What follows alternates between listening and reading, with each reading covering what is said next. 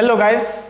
तो गाइस आज हम न्यू चैप्टर स्टार्ट करेंगे क्लास 11th का, बहुत ही इंपॉर्टेंट चैप्टर जो है आपका केमिकल बॉन्डिंग, है ना। Chemical bonding and molecular structure, तो बहुत ही इंपॉर्टेंट आपका ये चैप्टर है क्लास 11 का। तो हमारा पहला चैप्टर भी जा रहा है, उसके साथ हम ये भी लेंगे, ठीक है। हमारा सोम बेसिक कॉन्सेप्ट ऑफ केमिस्ट्री जा रहा है, उसके साथ साथ हम केमिकल बॉन्डिंग भी लेंगे, ठीक है। तो यहाँ पर इस चैप्टर में आपको क्या क्या मिलेगा, क्या क्या सीखने को मिलेगा, बहुत इंपॉर्टेंट है भाई। यहाँ पर आपको बहुत कुछ सीखने को मिलेगा। आपको लुईस स्ट्रक्चर कैसे देते हैं, मतलब जो आपका कोवैलेंट कंपाउंड होता है उसमें लुईस का जो डॉट सिंबल कैसे देते हैं वो हम सीखेंगे। फिर VSEPR थ्योरी देखेंगे और उसके अकॉर्डिंग हम सीखेंगे कि जो आपका मॉलिक्यूल्स होता है उसका शेप क्या होता है, उसका जियोमेट्री क्या होता है, ठीक है। फिर हम हाइब्रिडाइजेशन समझेंगे क्या होता है, बहुत कुछ डाउट्स होता है हाइब्रिडाइजेशन, सब पूरा कॉन्सेप्ट आपको इस लेक्चर में, ये लेक्चर में नहीं, पूरा आपका ये पूरा आपका सीक्वेंस में मिलेगा, है ना, टॉपिक वाइज। मतलब ये पूरा चैप्टर में आपको बहुत कुछ सीखने को मिलेगा। फिर हम जाएंगे MOT यानी मॉलिक्यूलर ऑर्बिटल थ्योरी, तो बहुत कुछ यहाँ पर ये चैप्टर में हम सीखेंगे। तो एक एक लेक्चर आपको देखना है। तो ये फर्स्ट लेक्चर है, तो चलिए स्टार्ट करते हैं। मेरा नाम है शंकर गुरुम और आप देख रहे हैं ओ लर्निंग पॉइंट। तो बहुत ही इंपॉर्टेंट चैप्टर है भाई, मैं बार बार बोल रहा हूँ ये चैप्टर बहुत इंपॉर्टेंट, यहाँ से बहुत सवाल बनता है बोर्ड में भी, और आपका जो तैयारी कर रहे हैं IIT JEE जो कॉम्पिटिटिव में, सब में पूछता है। तो स्टार्ट करें, चलिए स्टार्ट करते हैं। तो चैप्टर नाम क्या है आपका, केमिकल बॉन्डिंग। केमिकल बॉन्डिंग, ठीक है। मैं केमिकल बॉन्डिंग लिख रहा हूं, कई किताब में केमिकल बॉन्डिंग लिखा रहता है और कई किताब में chemical bonding and molecular structure, ठीक है। तो मैं केमिकल बॉन्डिंग लिख रहा हूं। चलिए स्टार्टिंग, ये बेसिक लेक्चर होगा, यहां पर आपको सवाल नहीं मिलेगा, ठीक है, लेकिन बेसिक है भाई, जानना बहुत जरूरी है। इस लेक्चर में आपको देखो क्या क्या सीखने को मिलेगा। इस लेक्चर में, पर्टिकुलर इस लेक्चर में आपको आयोनिक बॉन्ड क्या होता है उसके बारे में पूरा आपको डिटेल समझ में आएगा, ठीक है। आयोनिक बॉन्ड क्या होता है पर डिटेल समझ में आएगा। बस इस लेक्चर में बस आयोनिक बॉन्ड का कहानी होगा, फिर बाद में आपका कोवैलेंट बॉन्ड आएगा, ठीक है। चलिए स्टार्ट करें। चलिए तो केमिकल बॉन्डिंग स्टार्ट करने से पहले मैं आपको थोड़ा याद दिला देता हूं मॉलिक्यूल क्या होता है, ठीक है। हम पहला चैप्टर में बात कर चुके हैं मॉलिक्यूल, तो मैं बता चुका मॉलिक्यूल क्या होता है, सिंपल ग्रुप ऑफ एटम्स होता है। क्या होता है, ग्रुप ऑफ एटम्स होता है ना। अगर कुछ ग्रुप ऑफ एटम्स अगर कंबाइन हो गए हैं तो मॉलिक्यूल हो जाता है, जो कि आपका एग्जिस्ट करता है एनवायरनमेंट में, है ना। एग्जिस्ट करता है, एग्जिस्ट मतलब जो एनवायरनमेंट में हमारे एटमॉस्फेयर में जो कि आराम से रह सकता है, यानी एग्जिस्ट कर सकता है, उसको हम मॉलिक्यूल्स बोलते हैं, है ना। ये मैं बता चुका। अब मॉलिक्यूल बहुत हो सकता है, जैसे H2 हो गया, है ना, O2 हो गया, O3 हो गया, ये सबको मॉलिक्यूल बोलते हैं, ग्रुप ऑफ एटम्स यानी मॉलिक्यूल। अब देखना, अब जो हम मॉलिक्यूल्स लेते हैं H2 O3 जो भी आप देखते हो मॉलिक्यूल्स, सब HCl हो गया, है ना, जो भी मॉलिक्यूल्स है। अब ये जो मॉलिक्यूल्स के बीच में एक बॉन्डिंग होता है, ठीक है। मतलब यहाँ पर जो H2 है, H2 मतलब और H के बीच में कुछ तो फोर्स लग रहा होगा ना, तो जो फोर्स लगता है उसको हम बोलते हैं केमिकल बॉन्डिंग। क्या बोलते हैं, केमिकल बॉन्डिंग बोलते हैं। क्या बोलते हैं, केमिकल बॉन्डिंग। क्या बोलते हैं, केमिकल बॉन्डिंग, और केमिकल बॉन्ड बोलते हैं। क्या बोलते हैं, केमिकल बॉन्ड बोलते हैं। यानी जो एटम्स के बीच में जो लग रहा है फोर्स, जिससे कि दो एटम्स आपस में कंबाइन हो रहे हैं और मॉलिक्यूल्स बना रहे हैं, उसको हम क्या बोलते हैं, केमिकल बॉन्ड बोलते हैं। और केमिकल बॉन्ड अलग अलग तरह का हो सकता है, जैसे आपका आयोनिक हो सकता है, ठीक है, आयोनिक बॉन्ड हो सकता है, या तो फिर आपका कोवैलेंट बॉन्ड हो सकता है। अब बात करेंगे भाई सब सेपरेट, पहले सुन लो। और आपका कोऑर्डिनेट हो सकता है, कोऑर्डिनेट हो सकता है, ठीक है। बहुत डिटेल हम पूरा डीप जाएंगे भाई, सुनना। अब जो एटम्स का बीच में जो लगने वाला फोर्स, जिससे कि दो एटम्स या 2 और मोर एटम्स कंबाइन हुए हैं, उसको हम केमिकल बॉन्ड कह सकते हैं। और केमिकल बॉन्ड 3 प्रकार का हो सकता है, आयोनिक, कोवैलेंट और कोऑर्डिनेट हो सकता है। बात क्लियर। चलिए इतना आपको समझ में आ गया। यानी मॉलिक्यूल सब जो आपस में जुड़ रहे हैं, तो जो फोर्स लग रहा है, फोर्स लगता है भाई, सब कुछ अगर जो भी आप अगर दो चीज को जोड़ते हो तो वहां पर फोर्स लगता है। तो यहां पर केमिस्ट्री में भाई हम उसको बॉन्ड नाम देते हैं, जो फोर्स होता है उसको हम बॉन्ड नाम देते हैं। आयोनिक, कोवेलेंट और कोऑर्डिनेट। चलिए अब आगे बढ़ते हैं। तो यहां पर सवाल ये आता है कि आखिर ये जो मॉलिक्यूल्स यानी जो एटम्स है, जैसे X मान लो एक एटम है और एक Y है, अगर ये दो आपस में कंबाइन हो जाएंगे तो XY बन जाते हैं, है ना। यहाँ पर जो भी बॉन्ड हो सकता है, आयोनिक, कोऑर्डिनेट, कोवेलेंट, जो भी बॉन्ड, वो तो हम बाद में बात करेंगे। क्या बन जाता है, एक XY मॉलिक्यूल बन जाता है। तो ये जो X एटम्स, X और Y एटम्स क्यों कंबाइन करते हैं, why do the atoms combine. सबसे पहला सवाल तो ये आता है कि एटम क्यों कंबाइन हो रहे हैं और मॉलिक्यूल्स बना रहे हैं, उसका रीजन है। तो पहला आपको क्वेश्चन ये राइज होता है कि व्हाई डू एटम्स कंबाइन, कि एटम्स क्यों कंबाइन होते हैं, है ना भाई। व्हाई डू एटम्स कंबाइन, यानी कंबाइन क्यों हो रहे हैं, आपस में क्यों जुड़ते हैं। ठीक है, अब ये सवाल आता है, तो बेसिक से ले रहा हूं भाई, बोर मत होना, धीरे धीरे आपको समझ में आएगा, पूरा बेसिक से। एटम सब क्यों कंबाइन होते हैं, क्यों कंबाइन होते हैं, है ना, देखते हैं। जैसे देखो, why do atoms combine, atoms क्यों कंबाइन होते हैं, इन ऑर्डर टू, ध्यान सुनना, इन ऑर्डर टू कंप्लीट, मैं लिख देता हूं क्यों कंबाइन होते हैं, in order to complete the octet.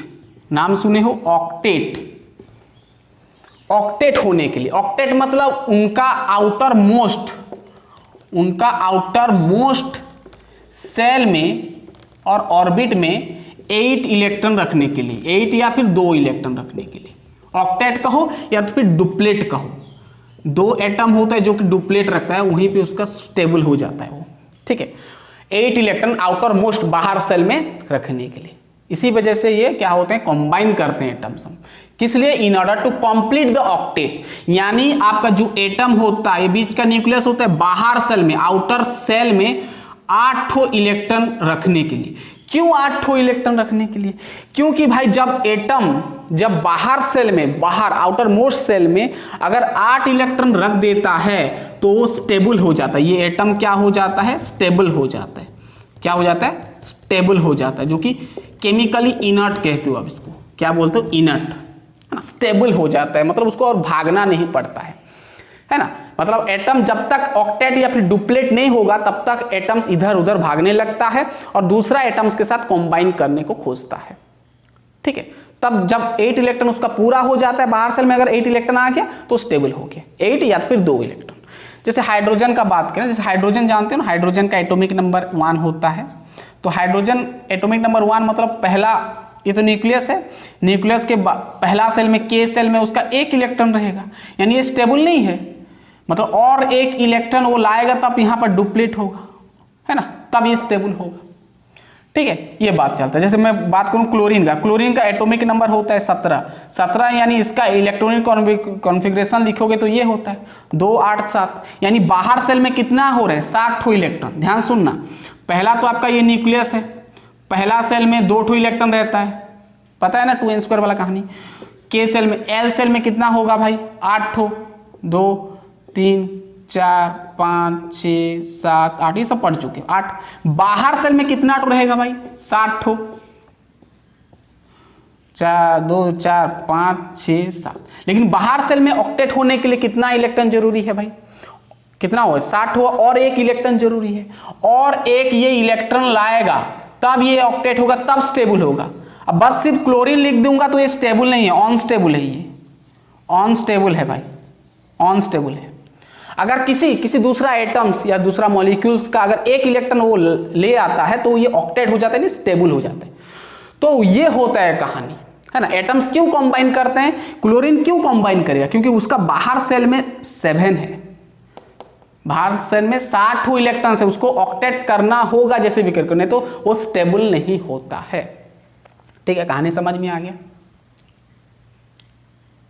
ठीक है। क्योंकि इसका जैसे हमारा सबका डिजायर होता है, मांग होता है, इच्छा होता है, ठीक उसी प्रकार एटम सब का भी मांग होता है, क्योंकि उन लोग को ऑक्टेट करना होता है, उन लोग का इच्छा है वो, मतलब उन लोग का मतलब चाहत है, आप कह सकते हैं, ठीक है।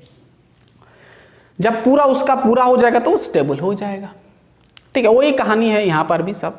ठीक है, पूरा क्लियर बात दिख रहा है? बहुत बढ़िया दिख रहा है। तो क्यों एटम सब कंबाइन करते हैं समझ में आ गया, क्योंकि ऑक्टेट करने के लिए या फिर डुप्लेट करने के लिए। जैसे हाइड्रोजन तो ऑक्टेट नहीं कर सकता क्योंकि इसका तो दो ही, पहला सेल में 2 इलेक्ट्रॉन रख सकता है ना, तो और एक इलेक्ट्रॉन लाएगा तब ये ऑक्टेट होगा। हाइड्रोजन का एटॉमिक नंबर 1 यानी फर्स्ट सेल में 1 इलेक्ट्रॉन रहेगा। अब और एक हाइड्रोजन या फिर दूसरा एटम का इलेक्ट्रॉन लेगा तो 2 इलेक्ट्रॉन होगा, यानी डुप्लेट हो जाएगा। जैसे हीलियम तो डुप्लेट होता है, जैसे हीलियम स्टेबल होता है जानते हो, हाइड्रोजन हीलियम है ना। जैसे हीलियम, जैसे देखो मैं लिख देता हूँ, हीलियम हो गया आपका, सोडियम हो, सॉरी नियन हो गया, हीलियम नियन, और आर्गन हो गया, और क्रिप्टन हो गया, और जेनन हो गया, और रेडन हो गया, है ना। हाइड्रोजन आपका ये कौन सा ग्रुप है भाई? ग्रुप नंबर 18 जानते हैं ना, ग्रुप नंबर 18। ये ग्रुप नंबर 18 पीरियोडिक टेबल में देखना, ग्रुप नंबर 18 लास्ट में जो रहते हैं उसको हम क्या बोलते हैं? नोबेल गैस बोलते हैं। क्या बोलते हैं? Noble gas. क्या बोलते हैं? Noble gas. और नोबेल गैस सब क्या होते हैं? स्टेबल होते हैं। क्या होते हैं? स्टेबल होते हैं। उन लोग को कंबाइन करना नहीं पड़ता है दूसरा आइटम के साथ, कंबाइन यानी करना नहीं पड़ता, इलेक्ट्रॉन शेयरिंग करना नहीं पड़ता है, ये पूरा स्टेबल होता है और केमिकली इनर्ट होता है और किसी के साथ केमिकली रिएक्ट नहीं करता है। हीलियम नियन, जैसे इसका इलेक्ट्रॉनिक कॉन्फ़िगरेशन अगर लिखेंगे, इलेक्ट्रॉनिक कॉन्फ़िगरेशन पता है ना, हीलियम का क्या होगा? हीलियम का 2 होगा, डुप्लेट हो गया बाहर सेल में। इसका नियन का 10 है यानी 2 8 रह जाएगा, यानी बाहर सेल में 8 हो गया, ये भी ऑक्टेट हो गया। इसी वजह से ये सब एलिमेंट्स कंबाइन नहीं करता है दूसरा आइटम्स के साथ, क्योंकि ये स्टेबल है। आर्गन का लिखेंगे 2 8, आर्गन का एटॉमिक नंबर कितना होता है भाई? आर्गन का 18 होता है ना, आर्गन का 18, नियन का 10, हीलियम का 2, ये आपका 36 होता है, और ये 54 होता है, और ये कितना होता है भाई? मैं भी भूल गया, 86 होता है ना, 86 होता है। ओके, अब 36 है तो 2 8 10 18 और 8 रहेगा, है ना। और इसका कितना हो जाएगा? इसका हो जाएगा 2 8 18, 2 8 18, फिर 18, फिर 8 जेनन का, है ना। और ये रेडन का क्या हो जाएगा? 2 8 18 18, 2 8 18 32 हो जाएगा, 32 18 और 8 हो जाएगा। यानी अगर गौर से देखेंगे सबका बाहर सेल में डुप्लेट, तो आपका डुप्लेट है। डुप्लेट मतलब ये भी आपका रिएक्ट नहीं करेगा, स्टेबल है, ये भी स्टेबल है, ये भी स्टेबल है, ये भी सब स्टेबल है बाहर। क्यों? क्योंकि आउटर मोस्ट सेल में 8 इलेक्ट्रॉन आ गया, 8 इलेक्ट्रॉन आ गया आउटर सेल में, बाहर सेल में। तो जब कोई एटम का बाहर सेल में अगर 8 इलेक्ट्रॉन आ जाता है तब वो केमिकल स्टेबल होता है, क्या मतलब स्टेबल होता है, वो रिएक्शन करने का जरूरत नहीं हो, स्टेबल है। ध्यान सुनना, स्टेबल है। और अगर इनकम्प्लीट है यानी बाहर सेल में 8 इलेक्ट्रॉन नहीं है तो वो हाईली रिएक्टिव होता है, यानी वो दूसरा एटम्स के साथ कंबाइन कर सकता है, यानी करता है। अगर इनकम्प्लीट है भाई, अगर इनकम्प्लीट है, इनकम्प्लीट ऑक्टेट है, इनकम्प्लीट ऑक्टेट और डुप्लेट है तो वो केमिकली हाईली रिएक्टिव होता है। ये हाईली रिएक्टिव होता है, हाईली रिएक्टिव होता है ना, किसी को भी देखेगा तो अट्रैक्ट होना खोजेगा, है ना, रिएक्टिव होता है, हाईली रिएक्टिव होता है। ठीक है, वो दूसरा एटम्स के साथ कंबाइन कर सकता है। ठीक है, कहानी समझ में आ गया पूरा कहानी, क्यों एटम्स कंबाइन करता है? क्योंकि ऑक्टेट पूरा करने के लिए। देखना भाई, सब एटम्स ऑक्टेट करने को खोजते हैं, सभी को जरूरी है ऑक्टेट करने का। ठीक है, जैसे हमारा भी डिजायर है कुछ करने का तो हम करते हैं, ठीक उसी प्रकार एटम सबका भी कुछ करने का होता है डिजायर, ऑक्टेट होते हैं तो तृप्त हो जाते हैं, है ना, मतलब वो पूरा आपका स्टेबल हो जाते हैं। ठीक है, कहानी आपको समझ में आ गया कि क्यों एटम्स कंबाइन करते हैं, क्योंकि बाहर सेल में उन लोग को 8 इलेक्ट्रॉन रखना पड़ता है, उन लोग का वो जिम्मेदारी है, करते हैं। चलिए आगे बढ़ते हैं हम, आपको समझ में आ गया। ठीक है, ये तो सवाल आपका पहला सॉल्व हो गया कि एटम आखिर क्यों कंबाइन करते हैं और क्या बनाते हैं। हाँ, आपका जो ग्रुप नंबर 18 है सब आपका स्टेबल होता है, जिसको हम नोबेल गैस बोलते हैं। नेक्स्ट आता है सवाल ये कि कैसे कंबाइन करते हैं, ठीक है, कंबाइन करते हैं, आपको समझ में आ गया कि ऑक्टेट होने के लिए कंबाइन करते हैं तो कैसे करते हैं, ठीक है, वही चीज मैं बता रहा हूं। हाउ, है ना, हाउ डू एटम्स कंबाइन, कैसे कंबाइन करते हैं, ये सवाल एक तो आया, कैसे करते हैं। देखो, दो एटम मान लो x है और y, ये दोनों आपस में अगर कंबाइन करेंगे तो जो करने का जो तरीका होता है, जो वे होता है, वेज होता तरीका होता है, तीन ठो तरीका होता है। तीन तरीके से कंबाइन हो सकते हैं, दो या दो से ज्यादा एटम्स, और क्या बना सकते हैं, मॉलिक्यूल्स बना सकते हैं। कैसे, पहला मैं बताया आयोनिक बॉन्ड तरीके से, आयोनिक बॉन्ड तरीके से, ठीक है। दूसरा कोवैलेंट बॉन्ड बना के, कोवैलेंट बॉन्ड बना के, और कोऑर्डिनेट, ये बहुत कम मिलेगा आपको, कोऑर्डिनेट बॉन्ड बना के, यानी तीन ठो बॉन्ड बना के वो लोग क्या कर सकते हैं ना, एटम्स बना सकते हैं, यानी कंबाइन हो सकते हैं तीन तरीके से, आयोनिक बॉन्ड बना के, कोवैलेंट बॉन्ड बना के, और कोऑर्डिनेट बॉन्ड बना के। तो सभी मॉलिक्यूल्स आयोनिक, कोवैलेंट, कोऑर्डिनेट नहीं बनता है, किसी किसी पार्टिकुलर का अलग अलग है, सभी एलिमेंट्स का अलग अलग है ना। तो हम बात करें पहले तो आयोनिक बॉन्ड देखते हैं क्या होता है। चलिए, आयोनिक बॉन्ड समझने से पहले हम थोड़ा यहाँ पर थोड़ा सा कहानी में आपको बता देता हूँ, लुईस सिंबल क्या होता है, ठीक है। लुईस सिंबल, वैसे इसको पूरा डिटेल लेटर हम डिस्कस करेंगे। लुईस सिंबल क्या होता है पहले समझ लो। लुईस सिंबल क्या होता है समझ लो, क्योंकि अभी मैं बाद में अगर डॉट दे दूंगा तो प्रॉब्लम हो जाएगा। लुईस सिंबल होता है डॉट में, ऐसे डॉट देते हैं। कहाँ पर देते हैं ये डॉट या फिर क्रॉस भी दे देते हैं कई किताब में। ये क्या रिप्रेजेंट करता है, ये डॉट और क्रॉस, ये आपका वैलेंस, ध्यान सुना, वैलेंस इलेक्ट्रॉन को रिप्रेजेंट करता है, ध्यान सुना। जैसे मैं बात करूं हाइड्रोजन का एटॉमिक नंबर 1 होता है। 1 मतलब उसका बाहर सेल में एक इलेक्ट्रॉन रहेगा, तो हम इसको कैसे लिखते हैं ना, हाइड्रोजन डॉट दे देते हैं। जिधर भी दे सकते हो, मैं इधर दे दिया, ये लुईस सिंबल होता है, डॉट।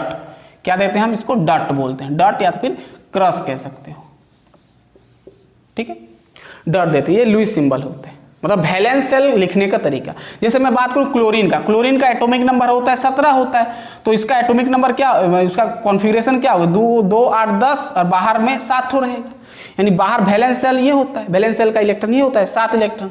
तो इसको हम कैसे लिखेंगे अकॉर्डिंग टू लुईस सिंबल के अनुसार ना, Cl 7 है तो 60 ठो दे देंगे, 1 2, यहाँ पर 3 ठो मत देना भाई, 2 पेयर करना, एक पेयर कर, एक पेयर में 2 ठो इलेक्ट्रॉन, 2 हुआ, 2 4 हुआ, 5 हुआ, 6 हुआ, और यहाँ पर 1 तो दे देंगे, 7 हो गया। तो ये लुईस सिंबल है, लुईस सिंबल, इसके लिए ऐसे लिखेंगे हम, ठीक है। जैसे बोरॉन का क्या होता है भाई, 5 होता है एटॉमिक नंबर, तो 2 होगा और 3 हो जाएगा, तो बाहर में कितना, 3 ठो इलेक्ट्रॉन रहेगा, तो इसको हम कैसे लिखेंगे ना, बोरॉन ऐसे ऐसे ऐसे ऐसे ऐसे दे देंगे, ठीक है, सिंपल, ठीक है। समझ में आ गया लुईस सिंबल। लुईस का कॉन्सेप्ट हम पूरा आगे बहुत अच्छे से समझेंगे, ठीक है। चलिए, इतना हो गया। अब समझते हैं कि आयोनिक बॉन्ड क्या होता है। बात क्लियर, पूरा जोश में पढ़ाई करेंगे। चलिए, अब समझेंगे हम कि आयोनिक बॉन्ड क्या होता है। आयोनिक बॉन्ड क्या होता है, देखो, आयोनिक बॉन्ड में इलेक्ट्रॉन का शेयरिंग कैसे होता है देखना। फर्स्ट हेडिंग करें, इस लेक्चर में बस आपको आयोनिक बॉन्ड जानने को मिलेगा।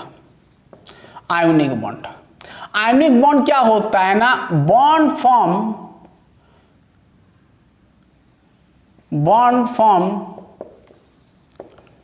By the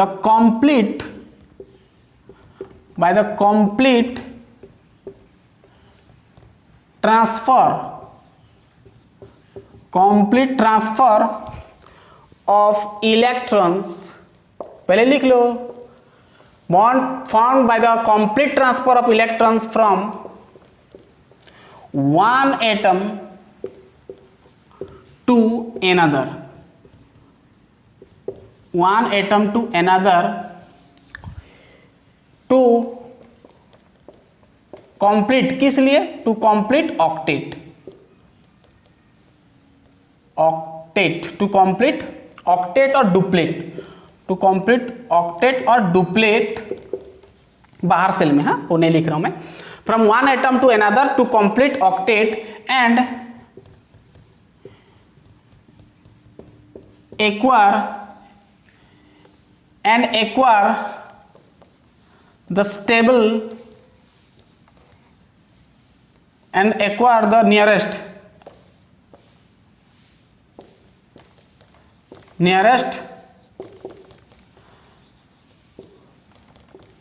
noble gas configuration।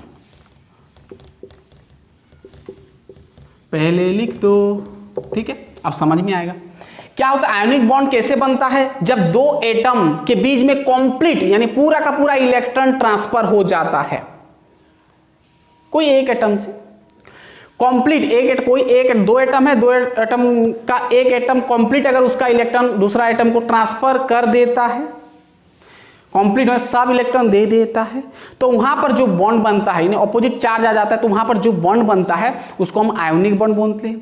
क्यों होता है? क्योंकि in order to complete octet complete करने के लिए ट्रांसफर होता है।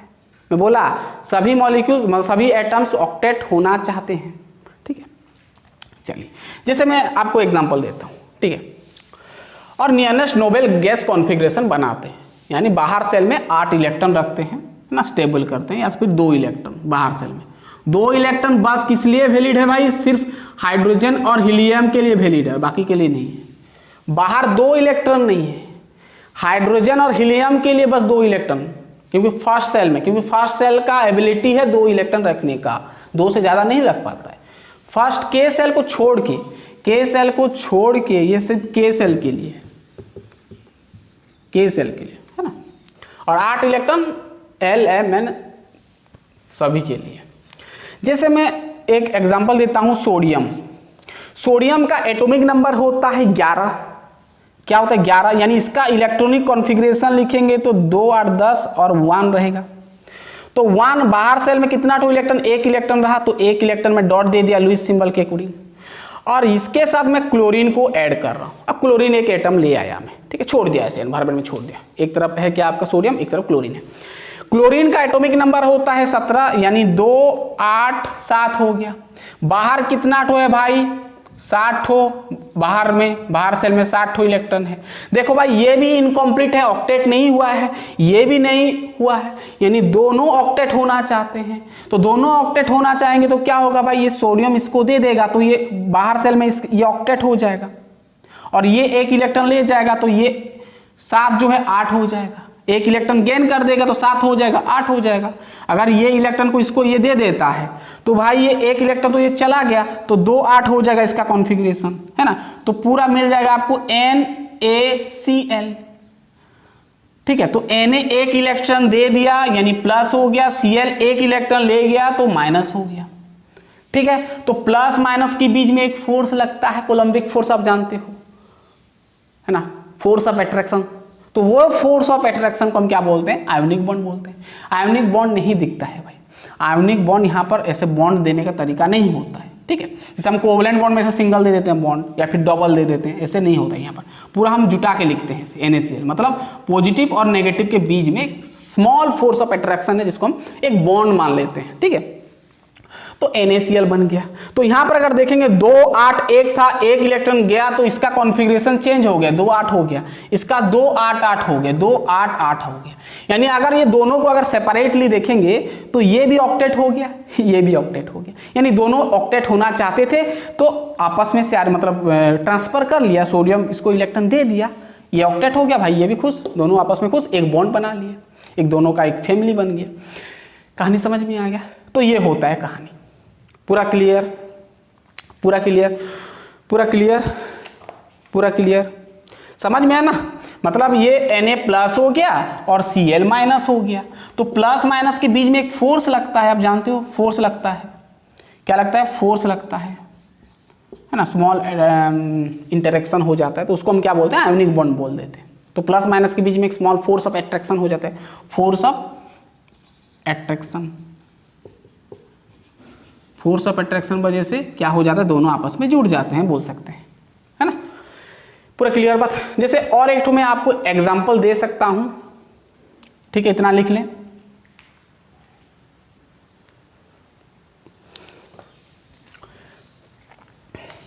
बहुत ईजी है। जैसे CaF2 का, कैल्शियम फ्लोराइड का हम देखेंगे, कैल्शियम डाइफ्लोराइड की जो भी है, CaF2 है ना, CaF2। तो यहां पर अगर देखेंगे, यहां पर ये कैसे बनता है, CaF2 जो मॉलिक्यूल है कैसे कैल्शियम जो है फ्लोरीन के साथ रिएक्ट करता है, 2 फ्लोरीन का। देखो कैल्शियम को अगर देखेंगे, इसका एटॉमिक नंबर होता है कितना, कैल्शियम का होता है आपका 20 होता है। कितना होता है, 20 होता है ना। तो 2 8 8 2 हो जाएगा। बाहर सेल में कितना इलेक्ट्रॉन, 2 इलेक्ट्रॉन है, तो 2 इलेक्ट्रॉन रख दिया। इसके साथ 2 फ्लोरीन है भाई, 1 फ्लोरीन 1 फ्लोरीन। तो फ्लोरीन का होता है 9 एटॉमिक नंबर, तो बाहर में इसका कॉन्फ़िगरेशन क्या हो जाएगा, 2 8, बाहर में 1 हो जाएगा, बाहर में 1 हो जाएगा ना। तो 1 ठो लगा दिया, यहां पर भी 1, सॉरी बाहर में आपका 2, बाहर में आपका 7 रह जाएगा, 7 ठो, 1 2 3 4 5 6 7, इसका 1 2 4 4 5 6 7 हो गया। अब भाई ये ऑक्टेट हुआ है क्या, ये 2 7 है, ये भी 2 7 है, लेकिन लास्ट में हमको क्या लाना है, यहाँ पर 8 ठो लाना है। तो ऑक्टेट कैसे होगा भाई, देखो इसका 2 इलेक्ट्रॉन है, तो ये कैल्शियम जो 1 इलेक्ट्रॉन इसको दे देगा और ये 1 इलेक्ट्रॉन इसको दे देगा, तो भाई दोनों तरफ मदद हो जाएगा। ये भी ऑक्टेट हो जाएगा भाई, 2 इलेक्ट्रॉन फेंक देगा, 2 8 8 कॉन्फ़िगरेशन हो जाएगा, बाहर सेल में 8 इलेक्ट्रॉन हो जाएगा, ऑक्टेट हो गया, स्टेबल हो गया। ये भी ऑक्टेट होगा, 7 बन जाएगा, 8 1 इलेक्ट्रॉन गेन करेगा तो 8, ये भी 1 इलेक्ट्रॉन गेन करेगा तो 8। तो ये कंप्लीट जो ट्रांसफर हो जाता है तो ये बन जाता है CaF2। क्लियर बात, पूरा क्लियर, पूरा क्लियर, पूरा क्लियर, क्लियर। चलिए, तो ये होता है आपका आयोनिक बॉन्ड। किस लिए हो रहा है भाई, सब ऑक्टेट होना चाहते हैं ना, ऑक्टेट हो रहा है सब। एटम सब आपस में कब क्यों रिएक्ट करते हैं, क्योंकि उनको ऑक्टेट करना होता है, बाहर सेल में 8 इलेक्ट्रॉन उनको रखना पड़ता है। क्लियर बात, लिख लें, दिख रहा है। चलिए बहुत बढ़िया, हम धीमे धीमे समझ रहे हैं। अब आगे बढ़ते हैं। अब जो ये आयोनिक बॉन्ड बन रहा है, क्या क्या कौन कौन सा फैक्टर के ऊपर डिपेंड कर सकता है, जो आयोनिक बॉन्ड बन रहा है एटम्स के बीच में, तो क्या फैक्टर, कौन कौन सा फैक्टर को डिपेंड कर सकता है, वो हम थोड़ा देखेंगे। यानी factor depends the ionic bond, कि कौन कौन सा फैक्टर डिपेंड करेगा। Factor depends on ionic bond, ionic bond formation. जब आयोनिक बॉन्ड फॉर्मेशन होता है तब किस किस चीज को मतलब डिपेंड करता है, क्या क्या चीज को डिपेंड करता है, बॉन्ड फॉर्मेशन। ठीक है, तो बात करेंगे सबसे पहले हम बात करेंगे आयोनाइजेशन एनर्जी के ऊपर डिपेंड करते हैं, और आयोनाइजेशन एंथैल्पी का हो 1 नंबर। थर्मोडायनेमिक्स पढ़ चुके हैं हम, कोई दिक्कत नहीं है। पहले तो आयोनाइजेशन एंथैल्पी के ऊपर डिपेंड करता है। आयोनाइजेशन एंथैल्पी क्या होता है मैं बता चुका हूं। आयोनाइजेशन एंथैल्पी, जब कोई एक एटम्स, गैसियस एटम्स इलेक्ट्रॉन जो रिलीज करता है, वहां पर जितना उसको एनर्जी नीड होता है, यानी जितना एनर्जी लगता है, उसको हम क्या बोलते हैं, आयोनाइजेशन एंथैल्पी। सुनना, एक एटम को 1 इलेक्ट्रॉन रिलीज करने में कितना एनर्जी लगता है, उसको हम क्या बोलते हैं, ionisation enthalpy of that atom. ठीक है, यानी सिंपल सा अगर हम लिखेंगे तो यहां पर क्या लिख सकते हैं ना, ये एक अमाउंट ऑफ क्या होता है ना, अमाउंट ऑफ एनर्जी होता है, अमाउंट ऑफ एनर्जी होता है व्हेन एन एटम जो होगा गैस में होगा, गैस फेज में है। When an atom amount of energy होता है when an atom released 1 electron of any element, कोई भी एलिमेंट और कंपाउंड से एलिमेंट लिख दो, of any element, amount of energy when an atom released on 1 electron लिख दो। ठीक है, सिंपल लिख दिया भाई। मतलब अमाउंट ऑफ एनर्जी होता है जब एक एटम रिलीज होता है, एक एटम रिलीज 1 इलेक्ट्रॉन, एक इलेक्ट्रॉन जब रिलीज करता है। देखना भाई, जैसे मैं सोडियम का बात करूं, सोडियम गैसियस फेज में हम देखेंगे, सोडियम को Na+, मतलब इसका एक इलेक्ट्रॉन बाहर सेल में होता है ना, एक इलेक्ट्रॉन रिलीज करने में, सोडियम एक इलेक्ट्रॉन रिलीज करने में इसको कितना एनर्जी दरकार पड़ता है, 495 किलो जूल पर मोल। ठीक है, इतना एनर्जी दरकार पड़ता है। जैसे मैग्नीशियम का बात करें तो मैग्नीशियम गैस Mg+ कैसे बनता है, एक इलेक्ट्रॉन रिलीज हुआ, यहाँ पर भी एक इलेक्ट्रॉन रिलीज हुआ, तो इसको एनर्जी कितना दरकार पड़ता है, 4743 केल्विन जूल पर मोल। तो भाई ये होता है आयोनाइजेशन एंथैल्पी, तो इसके ऊपर डिपेंड करेगा।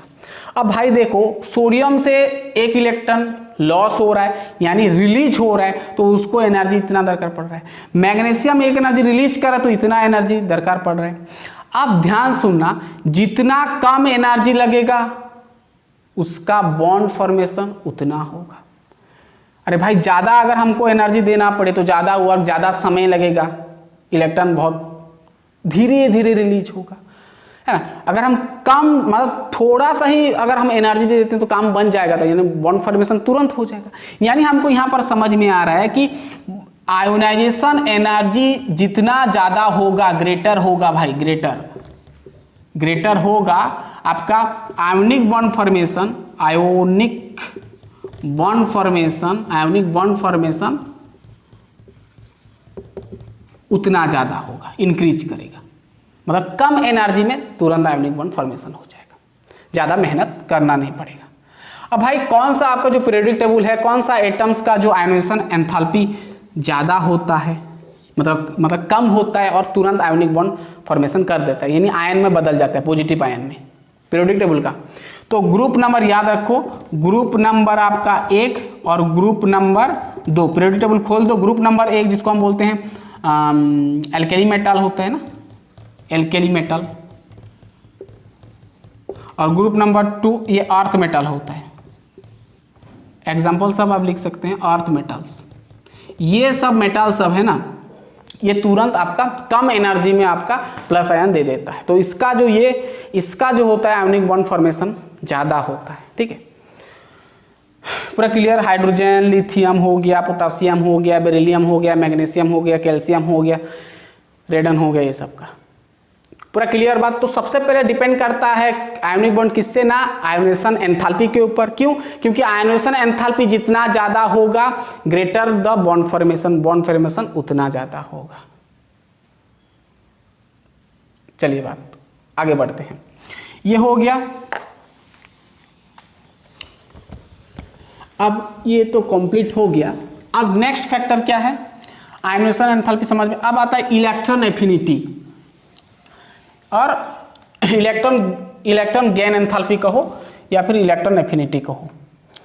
इलेक्ट्रॉन गेन एंथैल्पी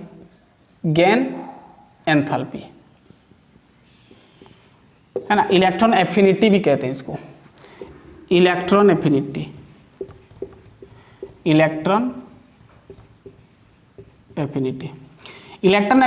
मतलब क्या होता है ना,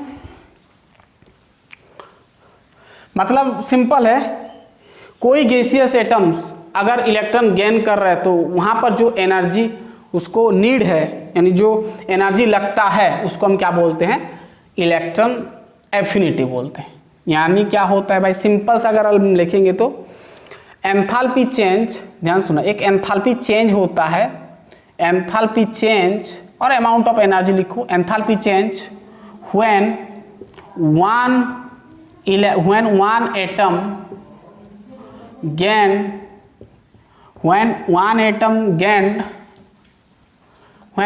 atom gained an electron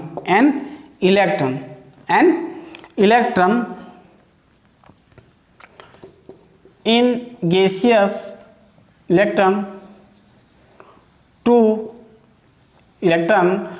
in gaseous state लिख दो, in gaseous state में। ठीक है, मतलब जब कोई एक एटम, जैसे मान लो क्लोरीन है, क्लोरीन गैस है। अब भाई ये क्या किया, क्लोरीन आपका एक इलेक्ट्रॉन गेन किया किसी दूसरा एटम से वो एक इलेक्ट्रॉन गेन किया, यानी वो अप्रोच किया, अपने तरफ खींचा, यानी रखा। एक इलेक्ट्रॉन गेन किया तो उसको एक एनर्जी दरकार पड़ता है, यानी इसका एक एनर्जी है, जिसको हम बोलते हैं क्या, इलेक्ट्रॉन एफिनिटी और इलेक्ट्रॉन गेन एंथैल्पी बोलते हैं। वो एनर्जी यहाँ पर कितना है भाई, ये आपका एक्सपेरिमेंट से ही पता चलेगा भाई, है ना, ये आपको समझना है। ऐसे मेरे अनुसार नहीं लिखा हूँ, ये किताब में लिखा है, ये आपको याद रखना पड़ेगा। मतलब इतना एनर्जी रिक्वायर्ड है भाई, जब एक इलेक्ट्रॉन गेन करेगा, यानी क्लोरीन जब एक इलेक्ट्रॉन गेन करेगा तो इतना एनर्जी उसको दरकार है, यानी आपको मिल जाएगा Cl- हो जाएगा। ये न्यूट्रल था, एक इलेक्ट्रॉन आया Cl- हो गया। जैसे आपका हो गया ऑक्सीजन गैस, ऑक्सीजन गैस एक इलेक्ट्रॉन ले गया, है ना, गेन कर गया, तो यह भाई ऑक्सीजन माइनस हो जाएगा। तो यहाँ पर जो एनर्जी दरकार पड़ता है 142 किलो जूल पर मोल, इतना एनर्जी उसको रिक्वायर्ड है एक इलेक्ट्रॉन ऐड करने के लिए, ठीक है। तो यह कहानी होता है आपका इलेक्ट्रॉन गेन एंथैल्पी। अब जो पीरियोडिक टेबल है, सबसे ज़्यादा इलेक्ट्रॉन एफिनिटी किसका होता है, जो आपका हेलोजन ग्रुप है ना, जो आपका हेलोजन ग्रुप है, हेलोजन ग्रुप है, हेलोजन जो ग्रुप है, जैसे क्लोरीन, फ्लोरीन, ब्रोमीन, आयोडीन, ये सब का इलेक्ट्रॉन एफिनिटी ज़्यादा होता है, क्योंकि ये इलेक्ट्रॉन को खींच लेते हैं अपनी तरफ। इसीलिए जानते हो आप फ्लोरीन का इलेक्ट्रोनेगेटिव भी हाईएस्ट होता है, क्योंकि वो फ्लोरीन जो होता है इलेक्ट्रॉन को अपने तरफ खींच लेता है ना। तो ये कहानी होता है, सबसे ज़्यादा होता है हेलोजन ग्रुप का, सबसे ज़्यादा इलेक्ट्रॉन एफिनिटी हाई होता है, इलेक्ट्रॉन एफिनिटी, इलेक्ट्रॉन ए हाई होता है, ठीक है। तो भाई ये सब चीज़ को नोट करना। तो इसके ऊपर भी डिपेंड करेगा इलेक्ट्रॉन गेन एंथैल्पी के ऊपर।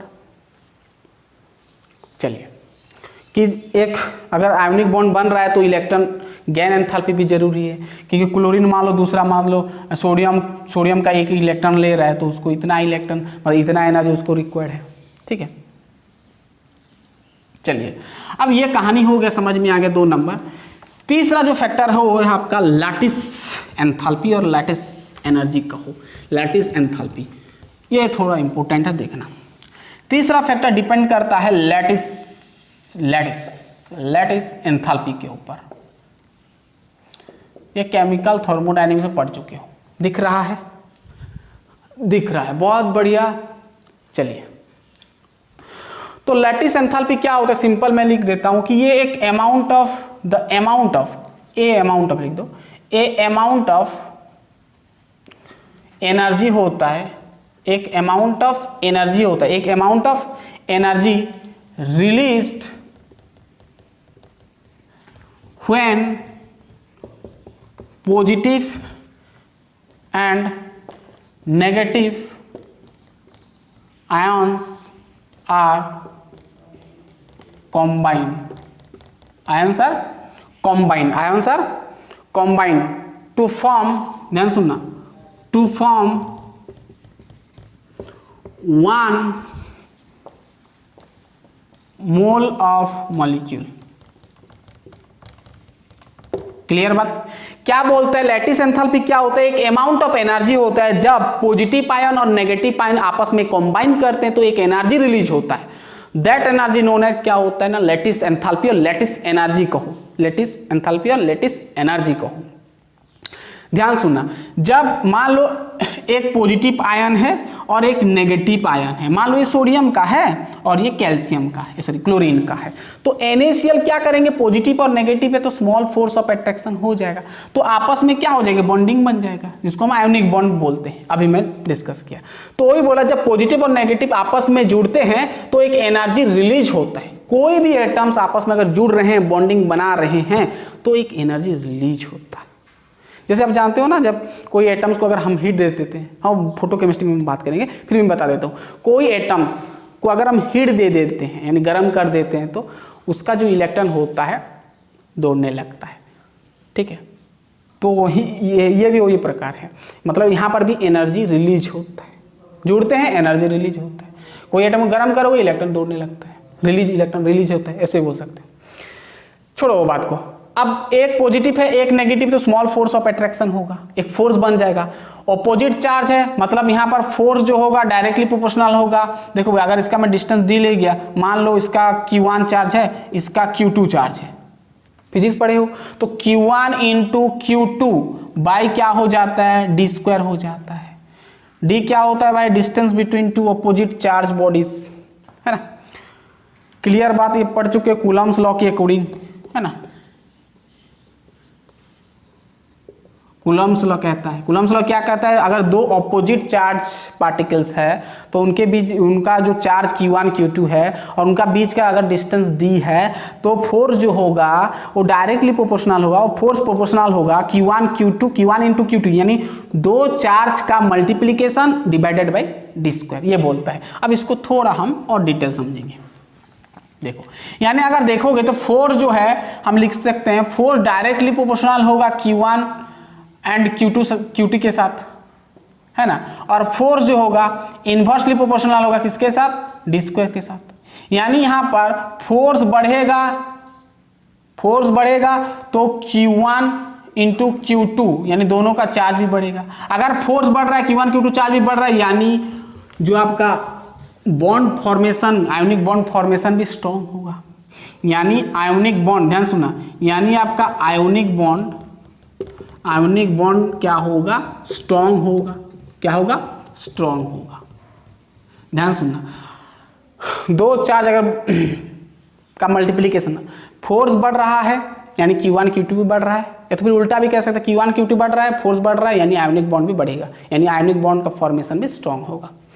अब डी स्क्वायर देखो, अब ये प्लस माइनस, ये न्यूक्लियस है भाई, छोड़ो उसको। डी स्क्वायर है मतलब D distance between two charge है, दो चार्ज बॉडी का डिस्टेंस है। अगर जितना पास लाएंगे तो उसका उतना बॉन्ड स्ट्रॉन्ग होगा, जितना दूर रहेगा तो उसका बॉन्ड स्ट्रेंथ उतना लेस होगा। यानी ये उल्टा है भाई, फोर्स अगर बढ़ेगा, देखो ना भाई, फोर्स बढ़ेगा कब, जब डिस्टेंस छोटा हो जाएगा, फोर्स ऑफ अट्रैक्शन बहुत होगा। अगर फोर्स छोटा हो जाएगा तो डिस्टेंस बढ़ जाएगा। अगर भाई प्लस माइनस को बहुत दूर रख देते हो तो इसका फोर्स बहुत कम लगेगा ना भाई, फोर्स ऑफ अट्रैक्शन बहुत कम पड़ेगा। पास ले आएंगे तो फोर्स ऑफ अट्रैक्शन ज़्यादा होगा, तो इसलिए ये इन्वर्सली प्रोपोर्शनल है। ठीक है, जैसे मैं बात करूं, एग्जांपल दूंगा क्या एक ठो, देखो जैसे मैं बात करूं NaCl और NaBr, NaCl और NaBr, अब ये दोनों का भी कौन सा स्ट्रॉन्ग आयोनिक बॉन्ड होगा भाई, NaCl होगा ना, NaBr होगा। क्लोरीन फ्लोरीन ब्रोमीन, यानी क्लोरीन देखो, क्लोरीन का साइज आपका छोटा होता है, ब्रोमीन थोड़ा बड़ा होता है, क्लोरीन फ्लोरीन ब्रोमीन फिर ऐसे बड़ा नीचे बड़ा होता है ना। पीरियोडिक टेबल कहानी देखे हो ना, ऊपर से छोटा साइज होता है, धीरे धीरे बढ़ता रहता है। यानी यहाँ पर छोटा साइज NaCl है, यानी छोटा डिस्टेंस होगा, न्यूक्लियर डिस्टेंस छोटा होगा, तो इसका आयोनिक बॉन्ड स्ट्रेंथ ज़्यादा होगा, क्योंकि क्लोरीन का जो होता है साइज, एटॉमिक साइज छोटा होता है, यानी जो आपका पॉजिटिव आयन होगा वो छोटा होगा यहाँ पर, है ना, पूरा कॉन्ट्रैक्ट होके रहेगा।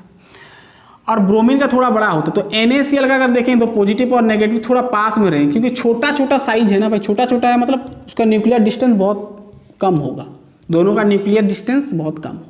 NaBr बड़ा है, Na का छोटा है मान लो, Br का बड़ा है, तो भाई जैसे भी यहाँ से अगर मेजर करें तो ज़्यादा दूर पड़ जाएगा ना। ठीक है, तो ये कहानी होता है। क्लियर बात, पूरा क्लियर। यानी force directly proportional to charge है Q1 Q2 का, और फोर्स डिस्टेंस के साथ इन्वर्सली प्रोपोर्शनल है, यानी फोर्स बढ़ेगा तो डिस्टेंस कमेगा, डिस्टेंस बढ़ेगा तो फोर्स कमेगा, उल्टा है। क्लियर बात, इतना दूर है बस, और कुछ नहीं। क्लियर बात, दिख रहा है, बहुत बढ़िया। तो ये हमारा हो गया factors depend on ionic bond formation. Ionic bond formation के लिए कौन कौन सा फैक्टर नीड है, क्या है। सबसे पहले आपका आयोनाइजेशन एंथैल्पी, दूसरा है इलेक्ट्रॉन एफिनिटी, तीसरा है लैटिस एनर्जी और लैटिस एंथैल्पी। ये तीन फैक्टर को डिपेंड करता है। ठीक है, तो गाइस हमारा ये लेक्चर में आयोनिक बॉन्ड हम पढ़े। नेक्स्ट लेक्चर में हम कोवैलेंट बॉन्ड स्टार्ट करेंगे, और कोवैलेंट बॉन्ड में आपका लुईस अप्रोच आएगा, लेविस अप्रोच यानी लुईस स्ट्रक्चर हम सीखेंगे। ठीक है। तो बहुत ही इंटरेस्टिंग होने वाला है वहाँ पर, और वहाँ पर बहुत कुछ सवाल भी आपको देखने को मिलेगा। तो चलिए फटाफट नेक्स्ट लेक्चर में मिलते हैं, पढ़ाई करते रहिए, ऑल द बेस्ट।